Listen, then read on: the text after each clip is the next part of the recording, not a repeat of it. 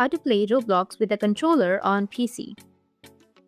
So if you want to play Roblox with a controller on your PC, then first you need to plug in or pair your controller, Xbox, PlayStation, or generic via USB or Bluetooth.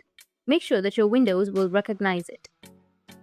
So first you need to open up your settings and then go with Bluetooth and devices, and your controller will show here.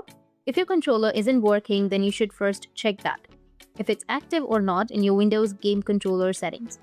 Or try restarting your Roblox after connecting the controller. Or if that doesn't work, maybe the buttons are misaligned. Use a mapping tool like Xbox Accessories app or rebind in-game controls. And lastly, update your controller's firmware and your PC's USB or Bluetooth drivers. And that's it. And if you have any questions, feel free to comment below. Thanks for watching.